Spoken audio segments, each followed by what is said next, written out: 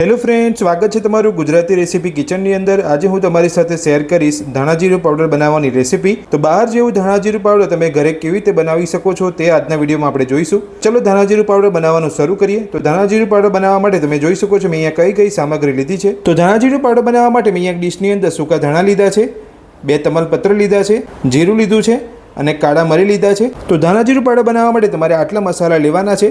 તમે જે ક્વોન્ટિટીની અંદર તમે ધાણા જીરું પાવડર બનાવતા હોય એટલી ક્વોન્ટિટીની અંદર તમારે અહીંયા મસાલા લેવાના છે। તો હવે ધાણા જીરું પાવડર બનાવવા માટે બધા જ મસાલાને એક પેનની અંદર લઈ અને શેકી લઈશું। તો ગેસની ઉપર મેં અહીંયા પેન મૂકી દીધું છે અને પેન આપણું અહીંયા ગરમ થઈ ગયું છે। તો સૌથી પહેલાં આપણે પેનની અંદર સૂકા ધાણા લઈશું, સાથે જીરું પણ લઈ લઈશું, તમાલપત્ર લઈશું, કાળા મરી પણ લઈ લઈશું અને બધું જ અહીંયા ગેસની મીડિયમ ફ્લેમ પર શેકી લઈશું। બધા જ મસાલા ગરમ થાય ત્યાં સુધી તમારે આ રીતે મસાલાને ગેસની મીડિયમ ફ્લેમ પર શેકવાના છે। મસાલાનો કલર બદલાય ત્યાં સુધી તમારે અહીંયા મસાલાને નથી શેકવાના। તો બધા જ મસાલા ગરમ થઈ અને સરસ શેકાઈ ગયા છે। તો હવે આપણે ગેસની ફ્લેમ બંધ કરી અને મસાલાને ઠંડા કરી લઈશું।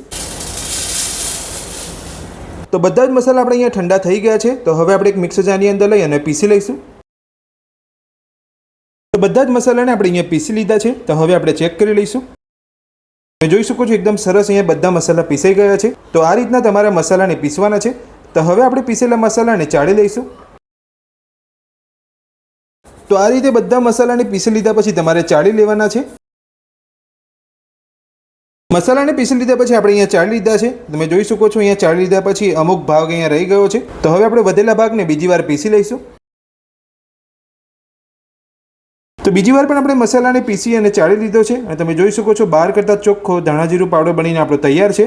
તો આ રીતે તમે ઘરે સહેલાઈથી ધાણા જીરું પાવડર બનાવી શકો છો। તો આ ધાણા જીરું પાવડર બનાવવાની રીત તમને મારી કેવી લાગી મને કોમેન્ટ બોક્સની અંદર કોમેન્ટ કરીને જરૂરથી જણાવજો। આજનો વિડીયો પસંદ આવ્યો હોય તો વિડીયોને લાઇક કરજો, ચેનલને સબસ્ક્રાઇબ કરી રાખજો આ જ રીતની નવી રેસીપી મેળવવા માટે। Thank you.